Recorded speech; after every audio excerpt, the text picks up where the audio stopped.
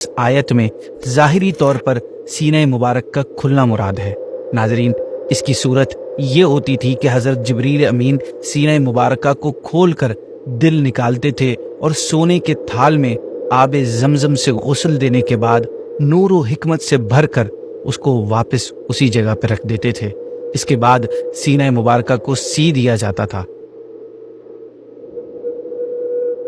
अस्सलामु अलैकुम वरहमतुल्लाहि वबरकातुहू।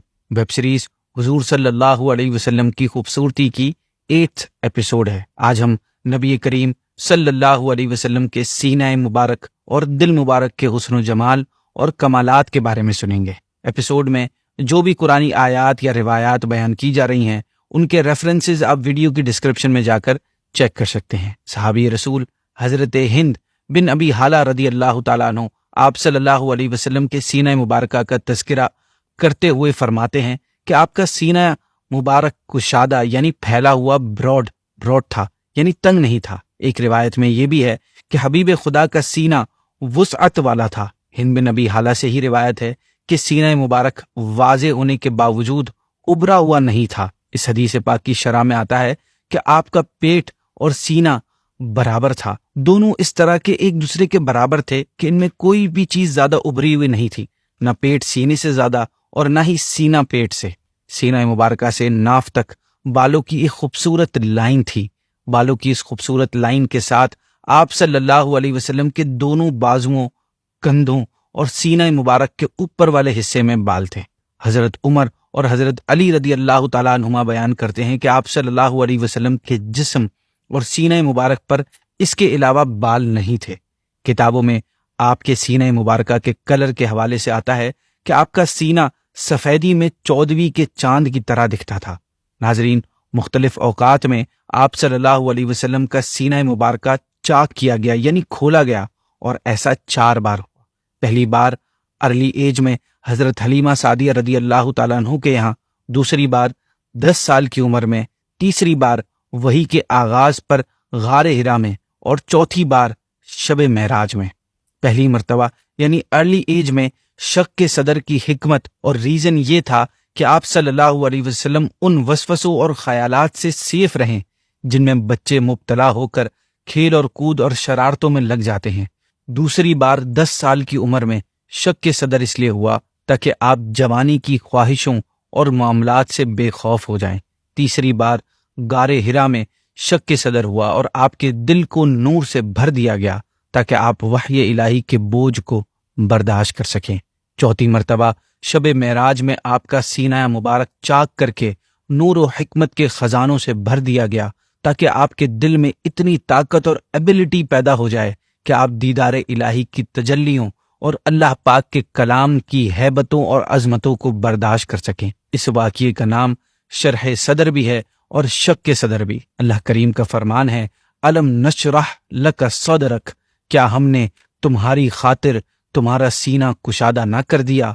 कुछ मुफस्सिरीन के नजदीक इस आयत में ज़ाहिरी तौर पर सीने मुबारक का खुलना मुराद है। नाजरीन, इसकी सूरत ये होती थी कि हजरत जिब्रील अमीन सीने मुबारक को खोलकर दिल निकालते थे और सोने के थाल में आब जमजम से गुस्ल देने के बाद नूर व हिकमत से भरकर उसको वापस उसी जगह पर रख देते थे। इसके बाद सीना मुबारक को सी दिया जाता था।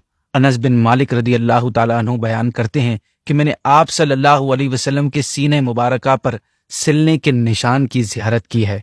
ये जो सूरत है अलम नशरह, जिसमें आप सल्लल्लाहु अलैहि वसल्लम के शरह सदर का जिक्र है, इसका शान नुज़ूल ये है कि एक रोज़ नबी करीम सल्लल्लाहु अलैहि वसल्लम ने अल्लाह की बारगाह में अर्ज़ की, ए अल्लाह, तूने हज़रत इब्राहीम को अपना खलील बनाया, हज़रत मूसा को अपने साथ कलाम करने की नेमत दी, हज़रत इदरीस को बुलंद मकान जन्नत तक रसाई दी, पहाड़ों और लोहे को हज़रत दाऊद का फरमाबरदार कर दिया, इंसान और तमाम हैवानात हज़रत सुलेमान के अंडर कर दिए।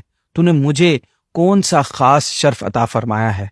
इस पर सूरत नाजिल हुई जिसमें गोया के इरशाद फरमाया, ए हबीब, अगर हमने इब्राहिम को अपना खलील बनाया है तो आपकी खातिर हमने आपका सीना इल्म व हिकमत और मारिफत के नूर से खोल दिया है ताकि मुनाजात की लज्जत, उम्मत का गम, अपनी बारगाह में हाजिरी का ज़ौक اور آخرت کا گھر کا شوق آپ کے دل میں سما جائے، آسمانی وحی کو اٹھانا آپ کے دل پر آسان ہو جائے، تبلیغ کرنے پر آنے والی مصیبتوں کو آپ برداشت کر سکیں، اور اگر ہم نے موسیٰ کو اپنے ساتھ ہم کلام ہونے کا شرف عطا کیا ہے اور حضرت ادریس کو بلند مکان تک رسائی عطا کی ہے، تو آپ کو اس غم سے نجات دی ہے جو آپ کی پشت پر بہت بھاری تھا، اور آپ کو لامقام میں بلا کر اپنا دیدار کرایا، یہاں تک کہ ہم میں اور آپ میں 2 کمانوں کے برابر بلکہ اس سے بھی کم فاصلہ رہ گیا تھا، اور آسمانوں کی پوری سلطنت میں آپ کے مرتبے کی شہرت ہو گئی۔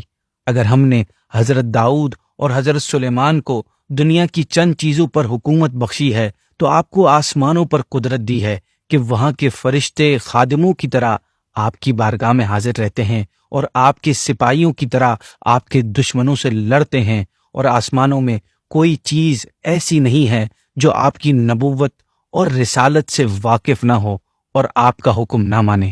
مفتی نعیم الدین مراد آبادی آیت علم نشرح لک صدرک کی تفسیر میں لکھتے ہیں، اے حبیب، ہم نے آپ کی خاطر آپ کے سینے کو ہدایت، معرفت، نصیحت، نبوت اور علم و حکمت کے لیے کشادہ اور وسعت والا کر دیا۔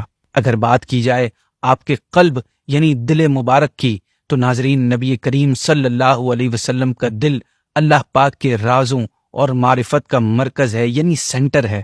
تمام کائنات کے دلوں سے بہتر، پاکیزہ، نرم، رحم والا، محبت و شفقت سے بھرا ہوا، تقوی و طہارت والا، مضبوط اور برداشت کرنے والا دل آپ صلی اللہ علیہ وسلم کا ہے۔ تمام کائنات میں اس دل کے انوار و کمالات کا فیض جاری ہے۔ علماء کرام لکھتے ہیں، نبی کریم صلی اللہ علیہ وسلم کو اللہ پاک نے جو رسپانسبلٹیز دی تھی، ان کا بوجھ دل مبارک پر اتنا زیادہ تھا کہ کوئی عام انسان اسے برداشت نہیں کر سکتا۔ جب کوئی ظاہری اخلاق جو کہ باطنی اخلاق کے علامت ہوتے ہیں، جب ان میں مخلوق میں سے کوئی بھی آپ کے برابر نہ ہو سکا، تو کسی کا دل آپ کے دل مبارک کے برابر ہرگز نہیں ہو سکتا۔ سورہ قوف کی پہلی آیت قوف والقرآن المجید کی تفسیر میں کچھ مفسرین کرام فرماتے ہیں کہ اس آیت میں اللہ پاک نے اپنے حبیب کے مبارک دل کی قوت کی قسم ارشاد فرمائی کہ اس نے بغیر کسی واسطے کے رب تعالیٰ سے گفتگو فرمائی اور دیدار الہی کی سعادت حاصل کی۔ اللہ پاک قرآن مجید میں سورہ حشر کی آیت نمبر 21 میں فرماتا ہے، جس کا ترجمہ ہے، اگر ہم یہ قرآن کسی پہاڑ پر اتارتے تو ضرور تم اسے جھکا ہوا اللہ کے خوف سے ذرہ ذرہ دیکھتے، اور ہم یہ مثالیں لوگوں کے لیے بیان فرماتے ہیں تاکہ وہ سوچیں۔ اس آیت کی تفسیر میں مفسرین کرام لکھتے ہیں کہ اس آیت سے اشارہ معلوم ہوا کہ آپ صلی اللہ علیہ وسلم کا دل مبارک پہاڑ سے زیادہ طاقتور اور مضبوط ہے، کیونکہ آپ اللہ کے خوف اور اس کے راز جاننے کے باوجود بھی اپنی حالت پر نارمل رہے۔ ناظرین، نبی کریم کا دل مبارک ہمیشہ بیدار رہتا تھا، یعنی ایسا نہیں کہ آپ کسی کنڈیشن میں اپنی سراؤنڈنگ سے بالکل بے خبر ہو جاتے تھے، جیسے ہمارے ساتھ ہوتا ہے نا کہ ہم نیند کی حالت میں اپنے آپ سے، اپنے آس پاس سے غافل اور بے خبر ہو جاتے ہیں۔ آپ صلی اللہ علیہ وسلم کے ساتھ ایسا معاملہ نہیں تھا۔ ام المؤمنین حضرت عائشہ صدیقہ رضی اللہ تعالیٰ عنہا فرماتی ہیں کہ ایک بار میں نے نبی کریم صلی اللہ علیہ وسلم سے عرض کیا، رسول اللہ، آپ وطر پڑے بغیر سو جاتے ہیں اور پھر اٹھ کر وطر ادا فرماتے ہیں، تو یہ کیا معاملہ ہے؟ یعنی سونے سے تو وضو ٹوٹ جاتا ہے۔ تو آپ نے فرمایا، اے عائشہ، میری آنکھیں سوتی ہیں مگر میرا دل بیدار رہتا ہے۔ علماء کرام لکھتے ہیں، یہ انبیاء کرام کی خصوصیات ہیں، یہ اسپیشلٹی ہے کہ ان کے دل ہر وقت ہر کنڈیشن میں جاگتے رہتے ہیں اور اللہ پاک کے جمال کے مشاہدے میں رہتے ہیں، اس کے قریب رہتے ہیں۔ شب معراج میں جب پیارے آقا کا سینہ مبارک کھولا گیا تو جبریل امین نے دل مبارک کو آب زمزم سے دھوتے ہوئے فرمایا، اس دل میں 2 آنکھیں ہیں جو دیکھتی ہیں اور 2 کان ہیں جو سنتے ہیں۔ امام احمد رضا خان لکھتے ہیں، دل سمجھ سے ورا ہے مگر یوں کہوں، ورا یعنی بلند و بالا، گنچائے راز وحدت پہ لاکھوں سلام۔ گنچے کا میننگ ہے کلی یا راز، وحدت کا مطلب اللہ پاک کی توحید کا راز۔ اس شعر سے پہلے امام احمد رضا نے چونکہ آپ صلی اللہ علیہ وسلم کے دیگر اعضائے مبارکہ کے حسن و جمال اور کمالات کو بیان کیا ہے، تو اس شعر میں آپ فرماتے ہیں، جب آپ صلی اللہ علیہ وسلم کے ناخنوں، بازوؤں اور انگلیوں کی یہ شان ہے، جو اس سے اوپر اشعار ہیں ان کی طرف اشارہ کیا ہے امام احمد رضا نے کہ تو پھر میں اپنے آقا کے دل کی کیا شان بیان کروں، کیونکہ دل تو تمام اعضاء سے ویسے ہی افضل ہوتا ہے۔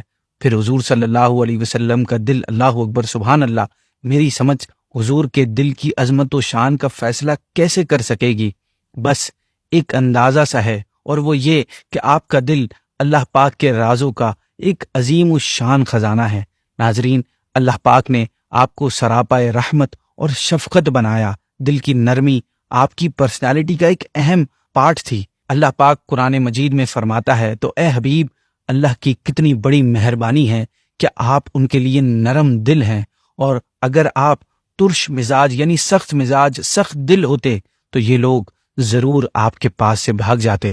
ناظرین، آپ کا دل مبارک امت کی محبت اور فکر سے بھرا ہوا تھا۔ حضرت عبداللہ بن عمر فرماتے ہیں کہ آپ صلی اللہ علیہ وسلم نے قرآن پاک میں سے حضرت ابراہیم کے اس قول کی تلاوت فرمائی۔ ترجمہ: اے میرے رب، بے شک بتوں نے بہت سے لوگوں کو گمراہ کر دیا، تو جو میرے پیچھے چلے تو بے شک وہ مجھ سے تعلق رکھنے والا ہے، اور جو میری نافرمانی کرے تو بے شک تو بخشنے والا مہربان ہے۔ اور وہ آیت تلاوت فرمائی جس میں حضرت عیسیٰ کا یہ قول ہے کہ اگر تو انہیں عذاب دے تو وہ تیرے بندے ہیں، اور اگر تو انہیں بخش دے تو بے شک تو ہی غلبے والا، حکمت والا ہے۔ یہ آیتیں پڑھنے کے بعد آپ رونے لگے اور ہاتھ مبارک اٹھا کر دعا کی، اے اللہ، میری امت، میری امت۔ اللہ نے حضرت جبریل سے فرمایا، اے جبریل، میرے حبیب کی بارگاہ میں جاؤ اور ان سے پوچھو، حالانکہ تمہارا رب خوب جانتا ہے، مگر ان سے پوچھو کہ انہیں کیا چیز رلا رہی ہے۔ جبریل امین آپ کی بارگاہ میں حاضر ہوئے اور پوچھا۔ رسول اللہ سے جواب ملنے کے بعد اللہ پاک نے حضرت جبریل سے فرمایا کہ ان سے کہو کہ آپ کی امت کی بخشش کے معاملے میں ہم آپ کو راضی کر دیں گے اور آپ کو غمگین نہ کریں گے۔ اسی طرح اور بھی بہت ساری روایات اور واقعات ہیں جن میں آپ صلی اللہ علیہ وسلم کا دل مبارک جب امت کے لیے بے چین ہوا، غم زدہ ہوا، تو اللہ پاک نے آپ کے دل کو پرسکون کرنے کے لیے امت پر رحم اور بخشش کی خوشخبری سنائی۔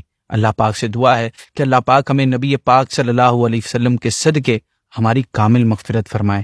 اسی بات پر آج کی ایپیسوڈ کو اینڈ کرتے ہیں۔ نیکسٹ ایپیسوڈ میں ہم انشاءاللہ حضور صلی اللہ علیہ وسلم کے شکم یعنی پیٹ مبارک کے بارے میں کچھ باتیں کریں گے۔ آپ کو اگر ویڈیو پسند آ رہی ہے تو اپنے دوستوں احباب کے ساتھ شیئر کیجیے، اور ہمیں کمنٹ سیکشن میں اپنا فیڈ بیک بھی دے سکتے ہیں۔ جزاک اللہ۔ السلام علیکم ورحمۃ اللہ وبرکاتہ۔